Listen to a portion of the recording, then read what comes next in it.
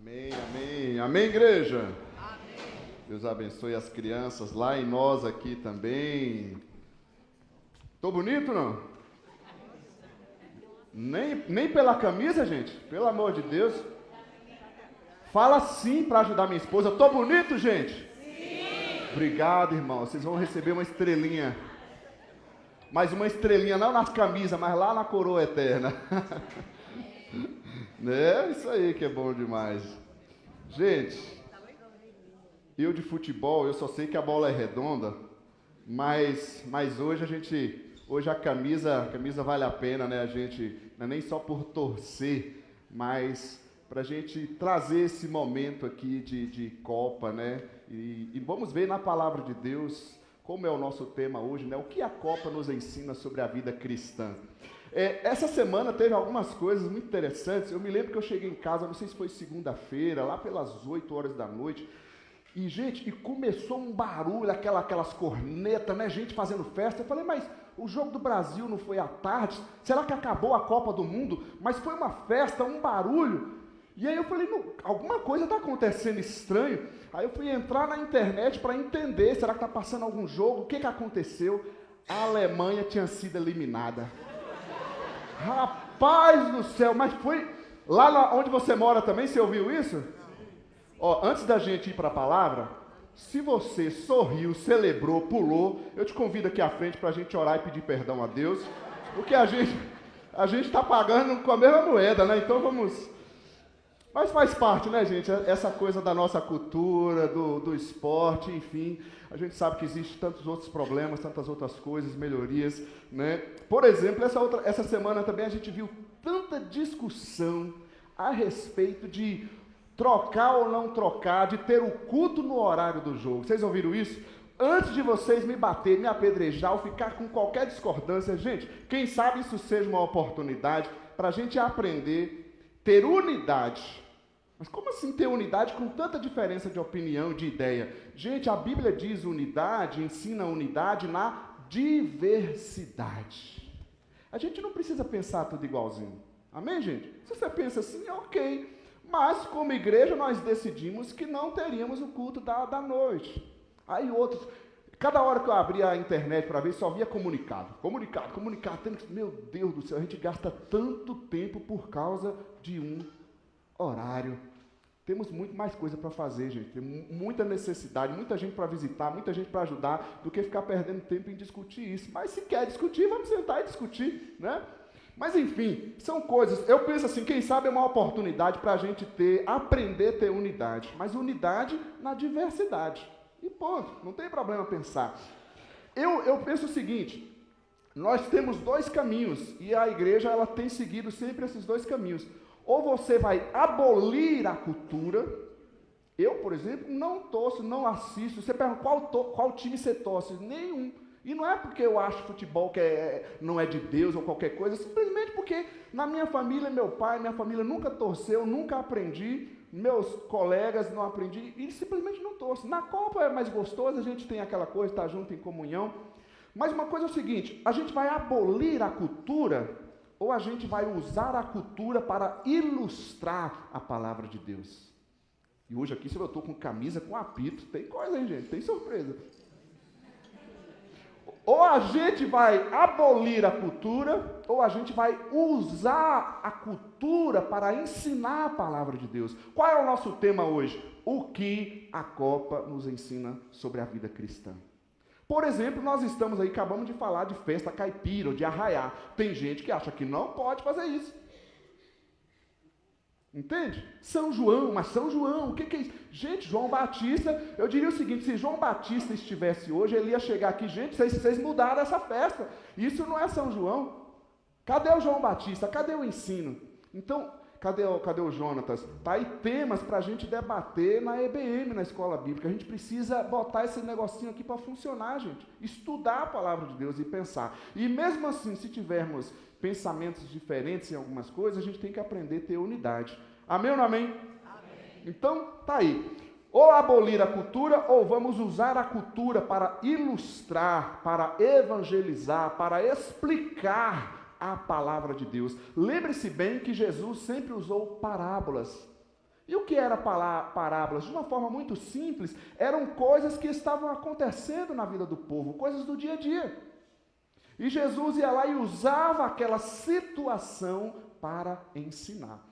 Me lembro quando dei aulas, né, de música em ONGs, projetos assistenciais, coisas assim. E primeira coisa, cheguei na comunidade, tá os alunos ali, a turma. E aí eu sentei para ensinar. Olha a primeira lição. Aí um aluno já começou a brigar com o outro, foi lá e deu um soco na cara do outro. Aí eu falei, bem, minha aula vai ser diferente aqui. O que eu fiz? Eu fui dar pito naquele menino ou fui usar aquilo para ensinar? Ali começou a verdadeira aula, seja ela de música, seja a aula bíblica, entende? Nós não vamos abolir a cultura, e sim usá-la para ilustrar. Então o nosso tema hoje é esse, o que a Copa nos ensina sobre a vida cristã. Eu não vou utilizar um único texto, porque eu acho que a gente explorar um pouco mais a Bíblia, né, de forma temática, isso é o que a gente chama na teologia de forma temática, usar alguns textos, não somente um único texto de forma expositiva, temos que fazer isso com cuidado, ou seja, sem citar aquele versículo fora do contexto. O primeiro texto que eu te chamo a atenção para a gente ler junto, olha o pessoal colocou, ó, você viu o fundo bonito ali? É isso aí, gente, multimídia, que bom. Primeiro texto que eu chamo você para a gente ler junto, 1 Coríntios 9, 24. Vamos ler? 1, 2, 3. Vocês não sabem que dentre todos os que correm no estádio, apenas um ganha o prêmio. Corram de tal modo que alcancem o prêmio. Olha isso, tem a ver com Copa? Não. Tem a ver com jogos ou não tem? Tem a ver com a Bíblia, com o culto ou não tem? Porque é a palavra de Deus que está citando, é o apóstolo Paulo que está citando. Qual o contexto? Quando você lê um texto, você tem que pensar, eu estou lendo um versículo, né? Esse versículo está falando do quê? Os versículos anteriores que tem aí também, olha o versículo 21. O apóstolo Paulo explica, antes de chegar nesse versículo aqui, ele explica o que ele está querendo dizer. Para os que estão sem lei, ou aquelas pessoas que não seguiam a lei judaica na época, tornei-me como sem lei, embora não esteja livre da lei de Deus, mas sim sob a lei de Cristo, a fim de ganhar os que não têm a lei. Versículo 22. Para com os fracos aqui, sempre na Bíblia vai citar, aquelas pessoas que tinham exatamente essas dificuldades com algumas questões éticas. Pode ou não pode mudar o horário do culto? Está ligado a essa mesma relação aqui. Para com os fracos, tornei-me fraco, para ganhar os fracos. Tornei-me tudo para com todos, para de alguma forma salvar alguns. Agora, olha o versículo 23. Faço tudo isso por causa do Evangelho. É lindo ou não é? Faço tudo isso por causa do Evangelho, para ser coparticipante dele. Então eu estou com essa camisa aqui não somente por torcer para o Brasil, mas por causa do Evangelho. Que você, que eu, saiamos daqui nessa manhã com essa mensagem na cabeça. A hora que a gente estiver lá no jogo, a gente não pense assim, eu fui no culto, lá foi o culto, agora eu estou aqui, eu sou uma outra pessoa torcendo para o Brasil. Não, é um cristão. Ali tem ensinamentos para a gente aprender. Amém, gente? A gente não é crente só na igreja, a gente é crente na hora que está assistindo um futebol, na hora que está no trabalho, na hora que está em casa e assim por diante. Então, esse texto bíblico, o que ele está mostrando? O apóstolo Paulo aqui, ele escreve a cidade de Corinto, e a cidade de Corinto estava sediando os jogos daquela época, seria tipo as nossas Olimpíadas de hoje. Então estava acontecendo em Corinto, a cidade de Corinto sediava esses jogos. Onde está acontecendo a Copa? Acho que são 3 lugares, né? Estados Unidos, Canadá e México. Né? Vocês sabem tudo, né? E aquele versículo bíblico que... Eu nem falei o versículo, vocês já riram, eu acho que vocês conhecem.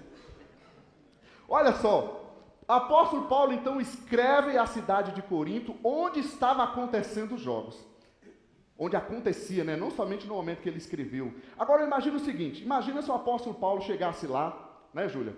O apóstolo Paulo chegou lá, gente, é o seguinte, para os jogos, cancela tudo, cancela o horário da Copa agora, para tudo. Agora é hora de culto, irmão. E aí? O apóstolo Paulo fez assim? Ou melhor, como algumas pessoas colocaram, gente, escolha um Deus, não o jogo. Não troquem Deus pelo jogo. Apóstolo Paulo não fez isso. Amém ou não amém, gente? Ele não mandou parar o jogo. Ele não mandou escolher Deus. Ele utilizou da figura que eles bem conheciam, dos jogos, da cultura, do que estava acontecendo ali para ensinar a palavra de Deus. Está claro isso, querido? Coloca isso no teu coração. Ele se utilizou da cultura, daquilo que estava acontecendo para ensinar a palavra. E isso que é importante. A gente utilizar do dia a dia das coisas, das nossas experiências para a gente poder ensinar a palavra de Deus. Aliás, como seria bom se a gente tivesse, jogos aqui também, uma quadra para a gente ensinar pessoas, jogar bola às crianças, tirar as crianças da rua e com isso também ensinar a palavra de Deus. Amém, gente? Então, usar os jogos para ensinar sobre a vida cristã. Primeira ilustração que a gente pode trazer, ou aplicação, fazendo uma comparação, então, com a Copa, com os jogos. Número 1, nenhum time vence sem preparação. Verdade ou não? Claro que eu não vou expor todas as comparações, Nenhum time vence sem preparação. Na Copa ali, quanto tempo de jogo normal? O pessoal sabe, tinino. Vou usar essa técnica, viu, Jô, na EBM. Começar a perguntar versículos bíblicos. 90 minutos ali dentro do normal, não é isso? E agora tem lugar que passa, ele não é mais 45, ele começa a seguir completo, A gente não sabe quanto tempo falta de jogo ali. Eu antigamente, que eu era mais antissocial do que hoje, eu sentava assim, perto do jogo, falava, meu Deus do céu, quanto tempo vai ficar isso? Ficava agoniado, ficava igual o Reginaldo, assim, não conseguia parar. Hoje perdoe, gente, porque o Regi é elétrico, gente? É elétrico. Eu, diante do jogo, era bem assim, eu não conseguia ficar parado assistindo, mas hoje em dia eu estou ficando mais social. Eu me lembro de uma Copa, daquelas que vocês riram lá no início, eu estava assistindo com um grupo de irmãos e o Brasil levou lá, não vou falar aquele número, aquele pessoal que foi eliminado lá da Alemanha, sabe? Gente, o pessoal começou a chorar do lado, gente chorando. Eu falei, será que eu estou normal? Porque eu não consegui chorar, eu falei, meu coração é duro, gente. Então, na Copa, a gente vê ali só aqueles 90 minutos. Apesar que tem juízes dando bastante acréscimo, A gente foi assistir um jogo aí com a minha cunhada, e o jogo não acabava lá contra o Japão, E o povo, acaba, juiz. Eu falei, meu Deus do céu. Meus tímpanos quase estourou de tanto grito, gente. Eu nunca vi tanta gente gritando ao mesmo tempo. Tem um tal de um assobio que o pessoal bota a mão assim, que eu... meu Deus do céu, fiquei impressionado com todo aquele ânimo. Então os juízes estão dando muito acréscimo, mas assim, a verdade é que nenhum time vai vencer sem preparação. Agora, como que é a rotina desses jogadores no dia a dia? Não é? Como que é o treino desses jogadores no dia a dia, na vida, quanto tempo dedicado? A Copa acontece a cada quantos anos? 4 anos. Gente, eu estou impressionado com tanto conhecimento que vocês têm. Muito bom, muito bom. Gente, a cada 4 anos a Copa acontece, mas esses jogadores estão ali, ralando, lutando. E às vezes você sabe que chega lá e volta para casa mais cedo. Mas eles tiveram que se preparar para poder estar ali. Nenhum time vai vencer sem se preparar. A Alemanha foi eliminada, vocês viram que a Alemanha estava bem ruim nessa Copa. Eu ouvi falar, eu não assisti nenhum jogo deles, mas a Alemanha estava ruimzinho, não estava? Quem entende de futebol? Quem sabe não treinaram direito, mudou, Estava bem diferente do que a outra Copa. Trazendo então, quando a gente olha a rotina de treino deles e os aquecimentos antes do jogador entrar em campo, eu acho muito engraçado, que eles fazem uns negócios assim, vou até tirar o celular, vai que o celular cai, Os jogadores fazem uns negócios muito engraçados, eles fazem assim, Vocês já viram? Assim? Parece uns... Não dá para entender, você faz isso também, divide meu jogador, Fica assim... E a outra que eu acho muito engraçado, parece dancinha de mulher, Eles botam um elástico na perna e fica assim, Aí na igreja o cidadão vem e só fica assim. O Vitão aqui com o louvor animado, vamos, irmão. Ai, gente, brincadeiras à parte, mas faz parte essas brincadeiras para a gente trazer a palavra de Deus e pensar. O jogador está ali se aquecendo, jogando de tudo para poder vencer. Não é isso? E outra coisa, outra observação que eu vejo na Copa ainda, que eles preparam, treinam, esperando ser convocado, e às vezes ele é convocado não para jogar, para ser reserva. Diz que o Neymar está meio magoadinho, né? Vamos orar por ele, que ele está triste. As fofocas de internet, gente, a internet é demais, né? Porque ele está só de reserva, né? Jogou pouco, né? Mas quem sabe hoje ele joga. Quem quer que o Neymar joga hoje? Gente, pensa comigo, treinou 4 anos e você é convocado só para ficar de banco. Pastor não vai me pôr para pregar? Meu pastor. Meus irmãos, eu não estou na escala da recepção hoje, não? Faz um tempo que não me botou na escala da recepção. Eu não vou tocar hoje, não, gente? Não, você vai ficar de reserva. Tá magoadinho? Vai ficar de reserva. Não é assim, gente? Por isso que eu falei, a gente olha as lições. Gente, tem uma equipe só de reserva. Não é fantástico isso?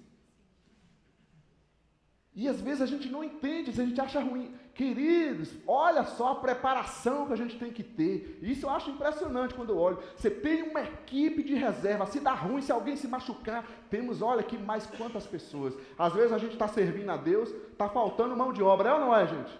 Gente para ajudar. E ali você tem gente de reserva. Glória a Deus por isso. Agora, traz para a vida cristã. Traz para a vida cristã. Como que é construída a vida cristã? É sem preparação? Temos que nos preparar constantemente. Tem gente que fica assim, para que ir no culto? Todo domingo. Aí eu sempre respondo, fica uns 2 meses sem comer nada e sem beber nada, querido. Para você aprender o que é ir no culto todo domingo. Se é demais ir no culto todo domingo, ouvir a palavra, ter comunhão, fica uns 2 meses sem comer, sem beber água. Gente, é preparação, a gente se renova. Não tem minha vida individual? Tem a vida individual, mas também tem a vida coletiva. Isso é preparação, isso é vida cristã, é rotina de congregar, de orar, de vigiar, de servir, de evangelizar. Vida cristã é preparação. Estamos aqui nos preparando, amém, gente? Amém. Então, olhando alguns versículos, o próprio texto que nós lemos lá em 1 Coríntios 9, agora o versículo 25. Olha esse versículo, vamos ler juntos, 1, 2, 3. Todos os que competem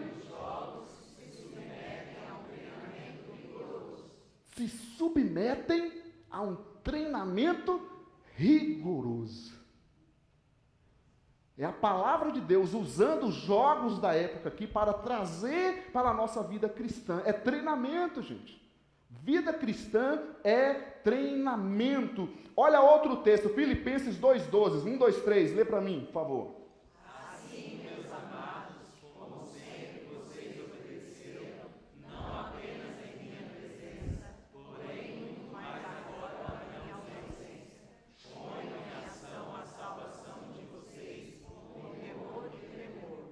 Ponham em ação. O apóstolo Paulo tinha ido lá, ensinou eles presencialmente, depois tinha viajado para outros campos, e ele está dizendo, vocês receberam a salvação, ponham em ação, treine, não é receber e parar. Quem é salvo precisa praticar, precisa treinar. Eu sempre falo isso com a turma quando vai se batizar. O batismo não é a linha de chegada, é a linha de partida. A gente tem que continuar sendo preparado, treinado a cada dia. Isso é vida cristã. Nenhum time vence sem preparação. Amém, queridos? Estão comigo, sim ou não? Outro versículo, e esse versículo eu gosto muito, que é Hebreus 5,12. Ele sempre fez parte dos versículos que eu memorizei lá no meu primeiro ano de vida cristã. Diz assim, de fato, embora a esta altura vocês já devessem ser mestres.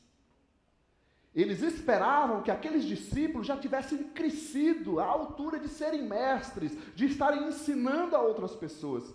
Mas aí ele diz, vocês precisam de alguém que lhes ensine novamente os princípios elementares da palavra de Deus. Estão precisando de leite e não de alimento sólido.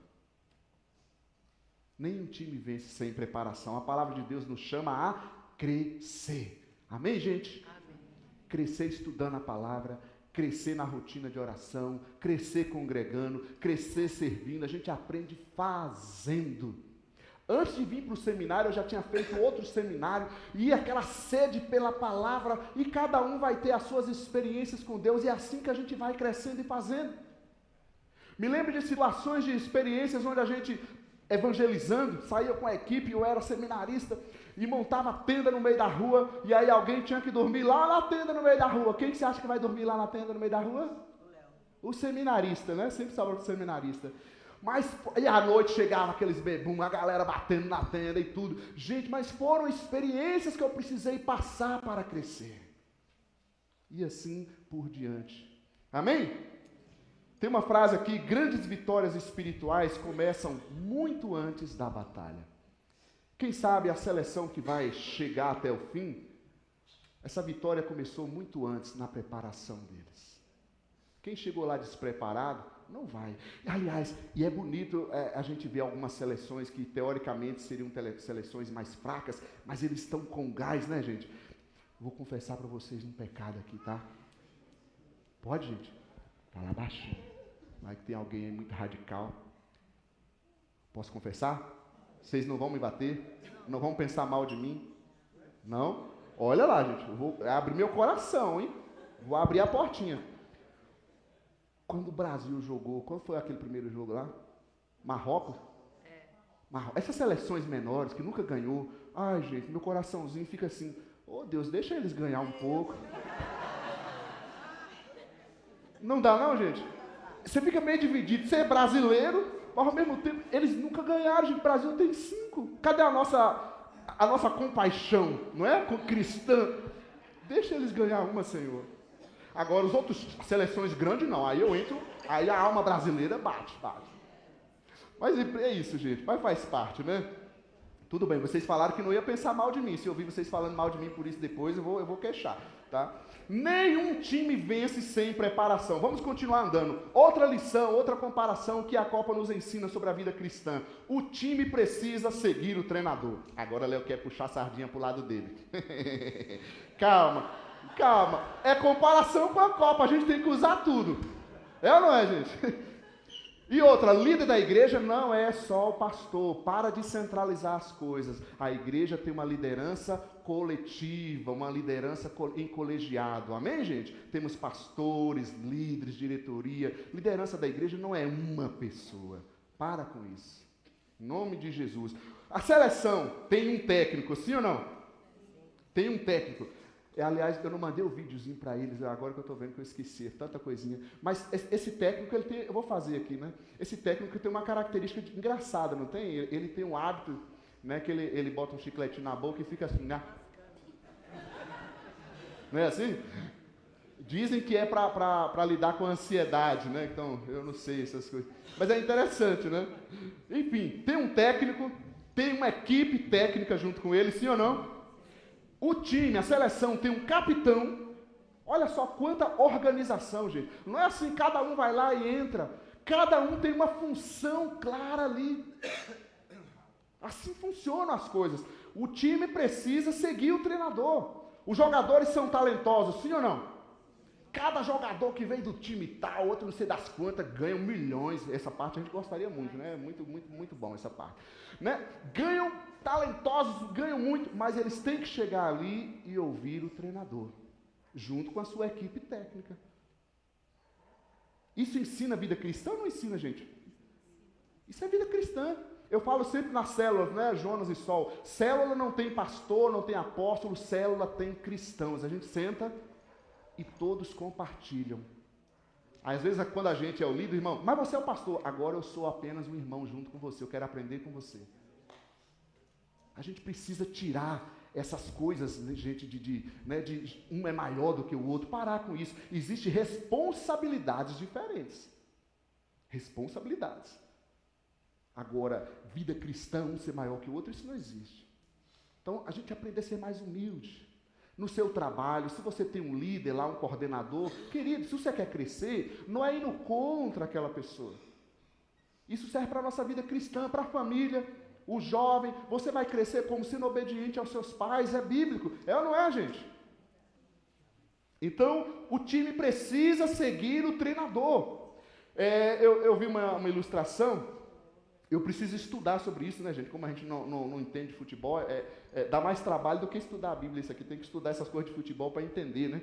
Aí eu vi o pessoal falando lá do jogo lá, o técnico foi, o pessoal mandando tirar o Casemiro. Lembra? Acho que foi no último jogo, né? Tira o Casemiro não sei o quê, tá bem.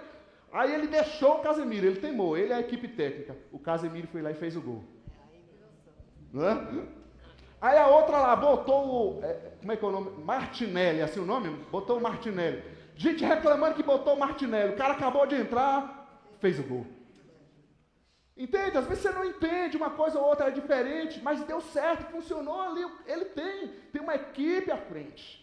Assim também, se você está no ministério, numa atividade, seja na igreja, seja no seu contexto de trabalho, contexto familiar, o time precisa seguir o treinador. E a vida cristã, o que tem a ver isso, gente? Vida cristã é completamente assim.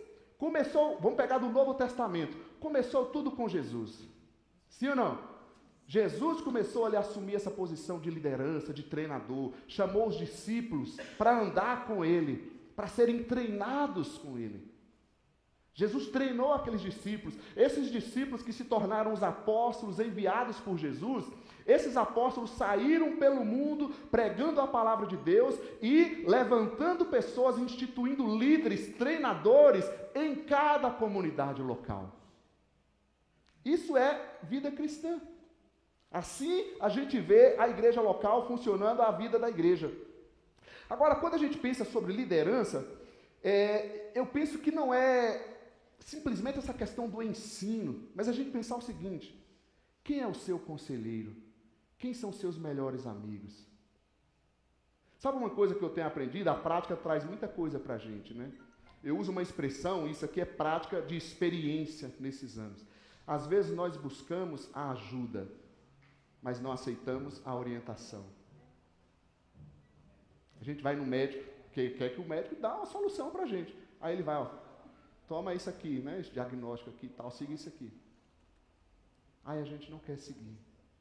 Ser líder, gente, ou ser liderado, não é simplesmente, não é uma coisa de baixo para cima, não é isso. É a gente aprender a ouvir. Olha, querido, a vida cristã, a Bíblia diz assim, faz assim, faz assado. É isso. Esse é o princípio da liderança. Olha, se você fizer isso, a Bíblia diz que isso pode acontecer. Esse é o caminho. Então, é ter um conselheiro. E às vezes você está seguindo quem? Está seguindo aquele coach lá, falando um monte de heresia sobre a Bíblia, mas porque é alguém famoso. Ande junto. A Bíblia fala, inclusive, de pessoas mais maduras na fé, usando o exemplo das mulheres, pessoas mais maduras na fé para ensinar os mais novos na fé. A gente está sendo treinado. Precisamos aprender uns com os outros. Eu gosto muito de uma palavra grega para discípulo, que é matetes, que significa aprendiz. Eu gosto de ser aprendiz. Continuar estudando, continuar aprendendo.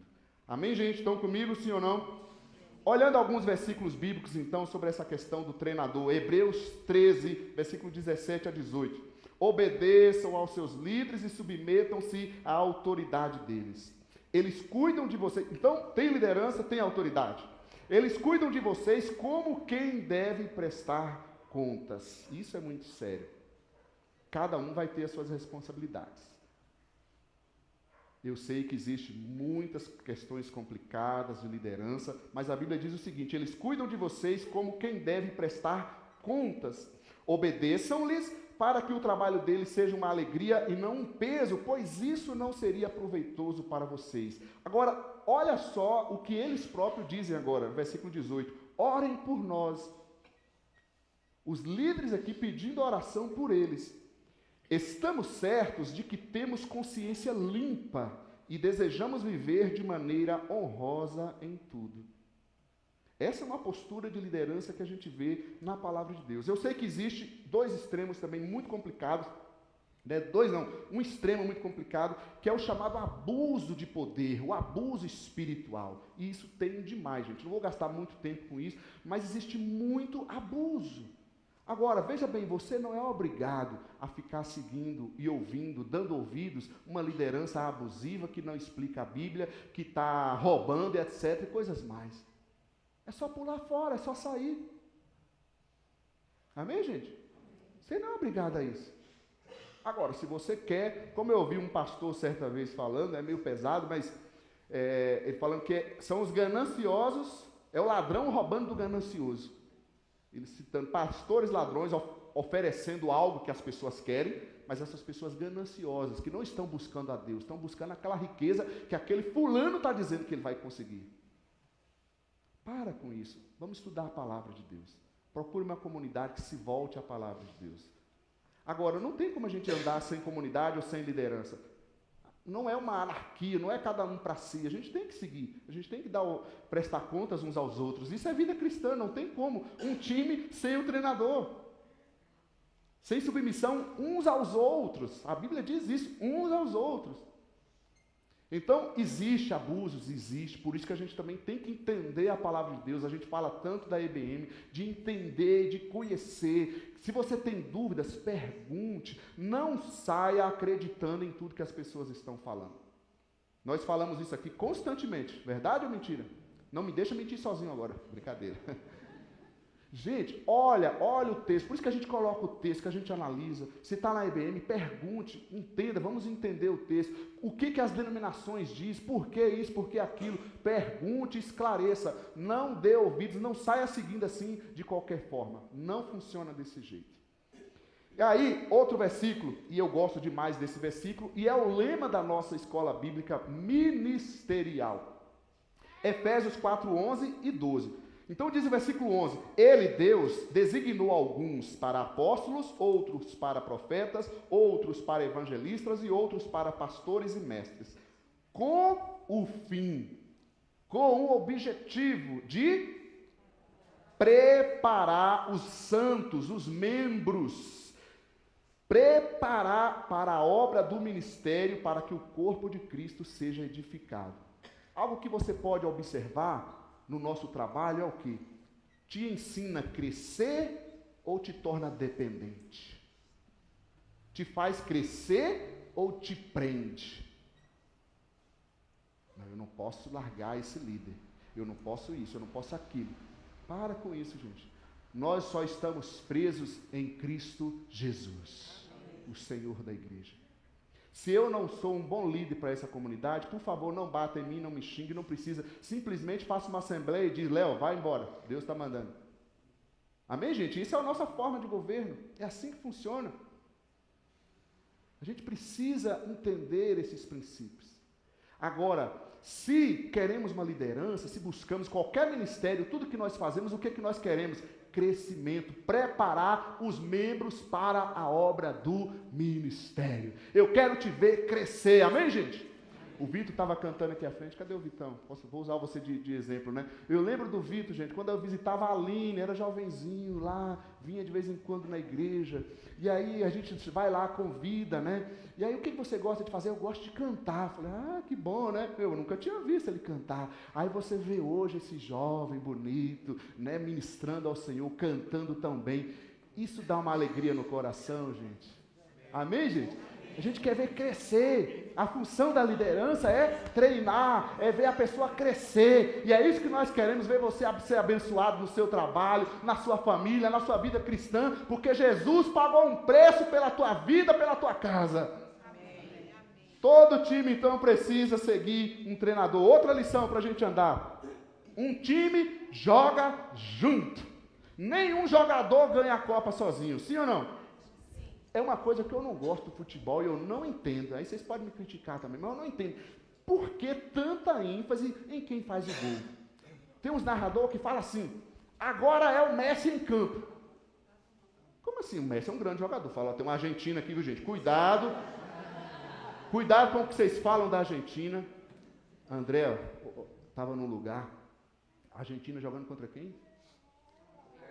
Cabo Verde. Gente, vocês conhecem demais, hein? Muito impressionante. André, vou dedurar. Fofoquinha gospel aqui agora. Gente, a hora que a Cabo Verde fez gol, parecia o Brasil, todo mundo torcendo pelo Cabo Verde. Falei, povo maldoso, gente, contra os nossos irmãos argentinos aqui, los hermanos. Ai. Mas enfim, né? Aí a ênfase fica sempre no cara que faz o gol. Para a bola chegar no pé daquele cidadão ali, gente, andou. Tem uma seleção, tem todo o preparo. Um time joga junto. E às vezes a gente dá ênfase naquela pessoa ali de destaque, na frente. Às vezes até isso, quem está à frente, falando, tocando. Para com isso, a igreja é um corpo. Corpo. Cada um de nós aqui, se nós não fizermos a nossa parte, o corpo não anda. Estão comigo, gente? Está claro isso? Às vezes a gente pode trazer para nós e pensar que a gente é melhor, a gente contribui mais, faz mais. Nenhum de nós fazemos mais do que o outro. Tudo é graça do Senhor. Joga junto, cada um com a sua função, olhando para a vida cristã, para a gente adiantar. Romanos 12, 5. Pode ler comigo? 1, 2, 3. Assim...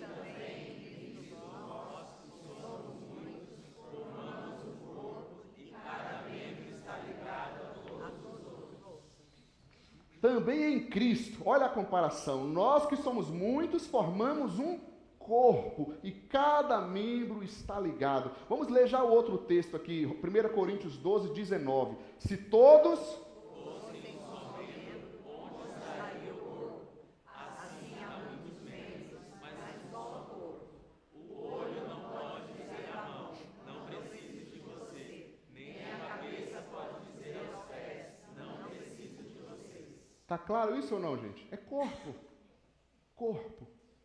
O que é mais importante na igreja? O corpo. Só se for a cabeça. Todas as funções têm o seu lugar especial.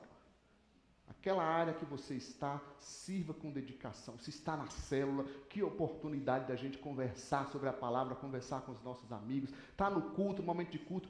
Cada momento, pense dessa forma, nós somos corpo, membros uns dos outros, é assim que a igreja anda, é assim que o corpo anda. O cabeça da igreja não é pastor, o cabeça da igreja é Jesus. Amém, queridos? Então nós vamos jogar junto, com o propósito que nós estabelecemos. Vamos jogar junto, qual é a caminhada, o que é que nós queremos fazer? Vamos jogar cada um na sua função, mas jogando junto pela comunidade. E aí eu poderia te perguntar, eu como membro desse corpo, o que eu como um jogador, né, estou contribuindo para a minha comunidade local? Pense assim, pronto. Cada um de nós, quero ser abençoado, mas também quero abençoar, quero servir. Amém, queridos?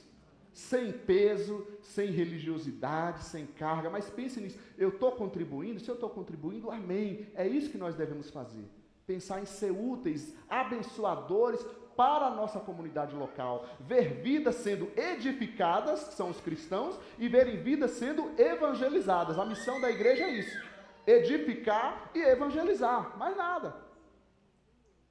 Então vamos continuar, quarta lição, nem toda derrota é o fim. Então, se o Brasil...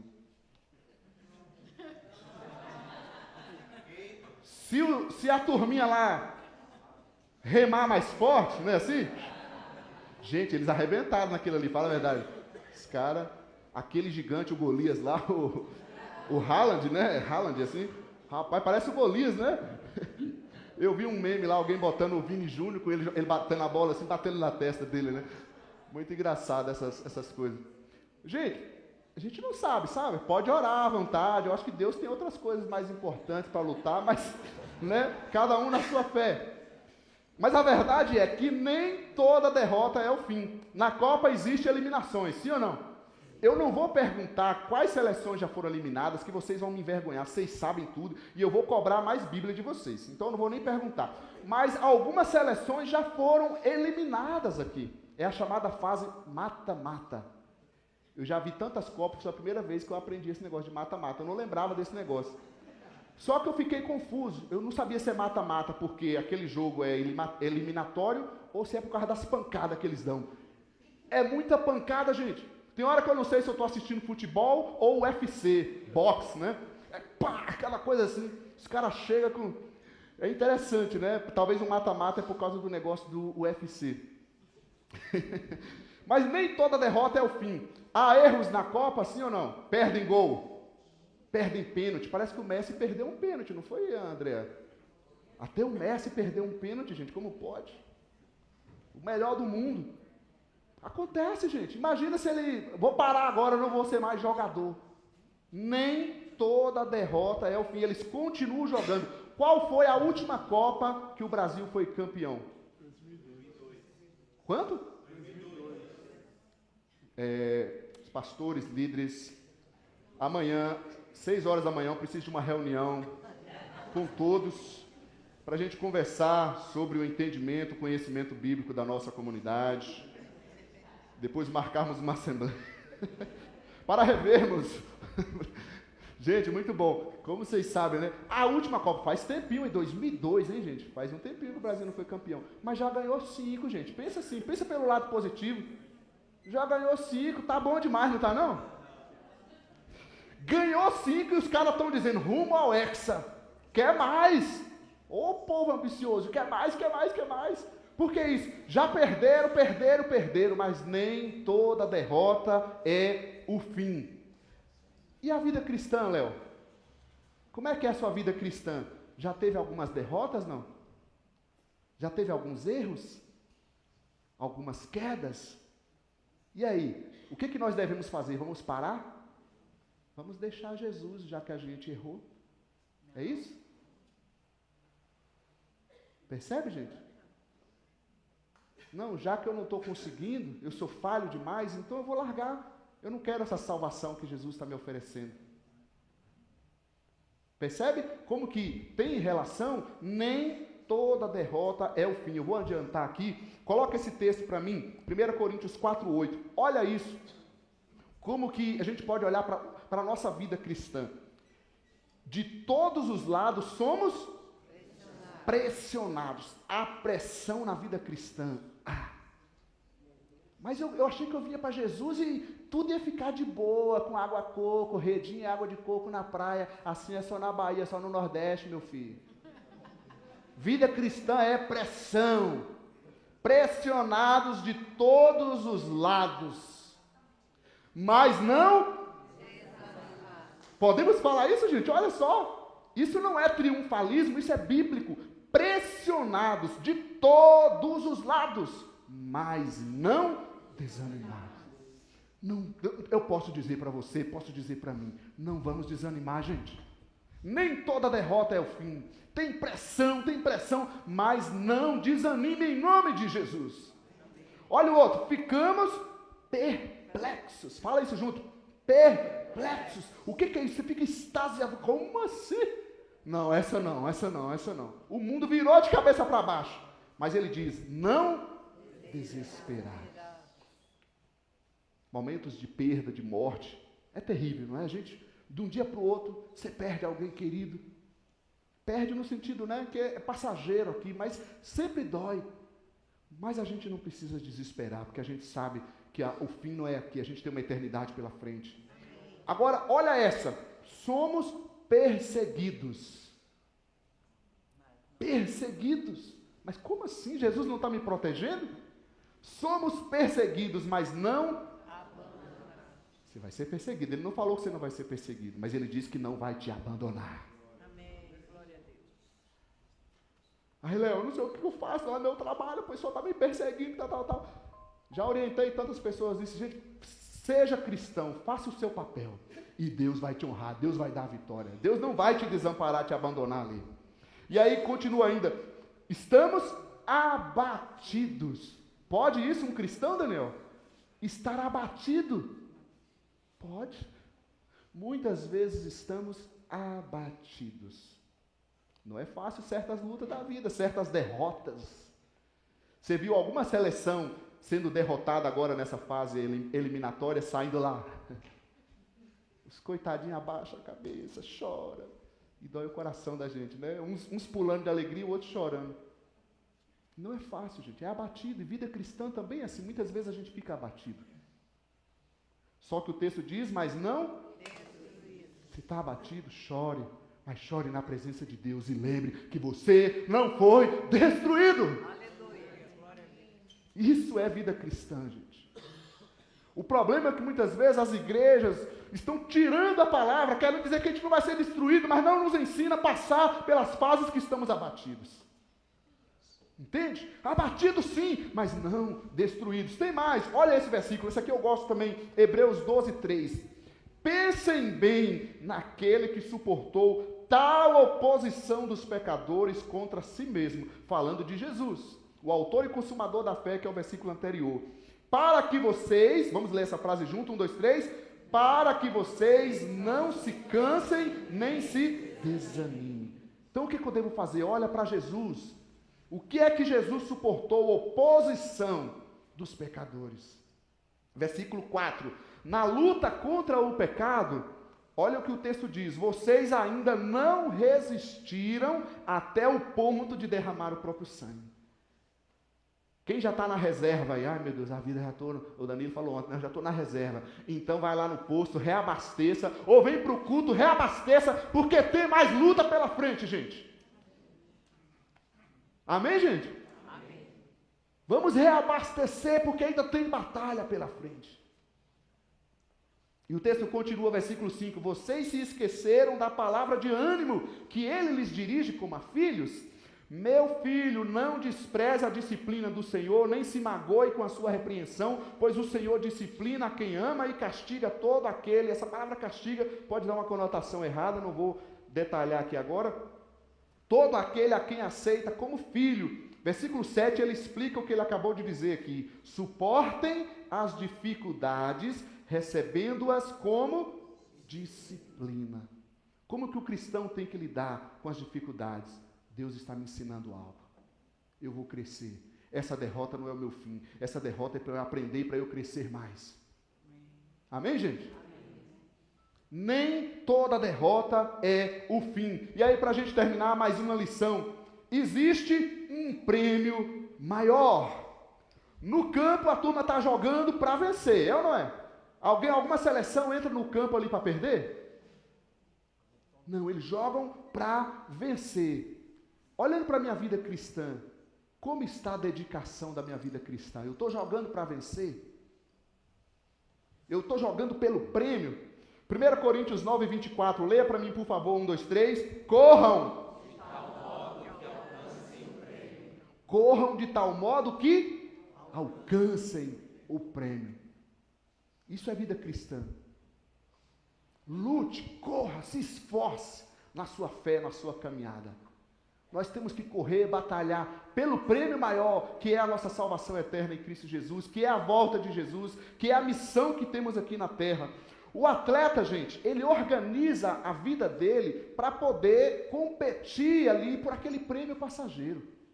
Eu vi um pessoal criticando aquele, acho que é Rafinha, que parece que teve uma entrevista dele aí, que falou, eu estou de férias, né? O pessoal achou que ele estava meio que, não mostrou ânimo para ir para a Copa, né? Quem viu isso?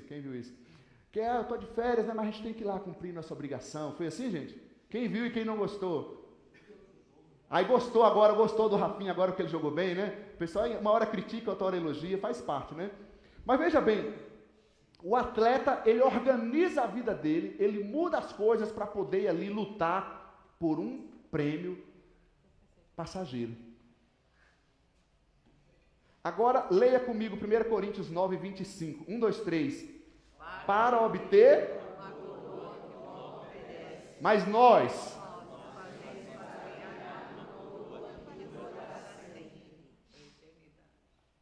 amém, gente? Existe um prêmio maior. Temos a batalha, as lutas, tem hora que parece que ser cristão é mais difícil do que não ser, mas espera aí, a gente corre tanto por prêmios passageiros, e não é que não possa fazer isso, mas isso tudo passa. É o dinheiro, é saúde, são conquistas, é educação, tudo isso passa, mas temos um prêmio maior. E devemos continuar correndo. Outra coisa, o tempo de lutar, de se esforçar, de jogar por esse prêmio, ele é limitado, não é? O jogo, no máximo, ele vai ter ali os seus 90 minutos. Se for para a prorrogação, tem os acréscimos às vezes. Se for para a prorrogação, mais 30 minutos, é isso, gente? Deixa eu ver que eu estou um grande entendedor sobre futebol agora, né? 30 minutos, e se não vencer naqueles 30 minutos, você tem mais o pênalti, é isso? E tchau. Senta e chora, que agora não tem mais jeito. E a vida cristã? Eu quero ler um texto com você. 2 Pedro 3,9, olha isso. Só ouve agora. O Senhor não demora em cumprir a sua promessa, em voltar. Como julgam alguns, Jesus está demorando, Jesus não volta. Tem hora que a gente só quer que Jesus volta, na hora que está naquele problemão, né? Jesus, volta logo. Na hora que as coisas estão tudo bem, a gente, Jesus, espera mais um pouco. Pelo contrário, Ele, Jesus, é paciente com você, não querendo que ninguém pereça, mas que todos cheguem ao arrependimento. Eu tenho uma notícia para te dar, querido.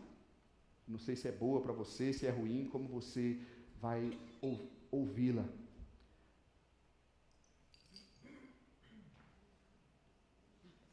Não é bem um apito, diz que é uma corneta. Mas lá do céu, acabou. Jesus vai voltar. Amém. Jesus está voltando. A hora de lutar é agora. Eu acredito que nós, olhando para esse texto bíblico, que nós já estamos na prorrogação, ou nos pênaltis. Jesus já está voltando. Trate de tomar uma decisão, de rever tua vida com Deus, porque Ele está voltando e Ele não quer deixar você, Ele quer salvar a todos nós. Ele não quer deixar ninguém de fora dessa vitória.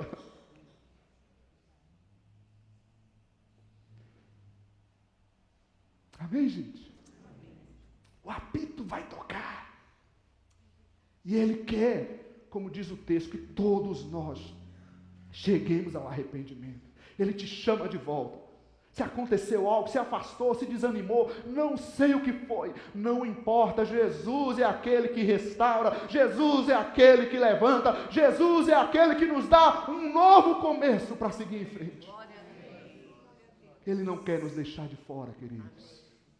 Ele não quer deixar nossos filhos, nossos familiares, nossos amigos. Então vamos levantar por essa causa. Existe um prêmio maior. Existe um prêmio maior, que é a camisa do reino. Vamos vestir a camisa do reino e pregar este evangelho e viver a nossa vida cristã com ânimo, com força, a cada dia na presença do Senhor. Amém, gente? A Copa termina, a Copa vai terminar, mas a vida cristã é para toda a eternidade. O que a Copa nos ensina sobre a vida cristã? A Copa passa alguma semana, um mês, quem sabe, mas nós estamos lutando por toda a eternidade. Vamos continuar na presença do Senhor. Na Copa, uma seleção vai levantar a taça. Na vida cristã, Jesus levanta todos nós, pessoas, para viverem conforme Deus nos criou. Pode aplaudir, querido, a Ele, em nome de Jesus.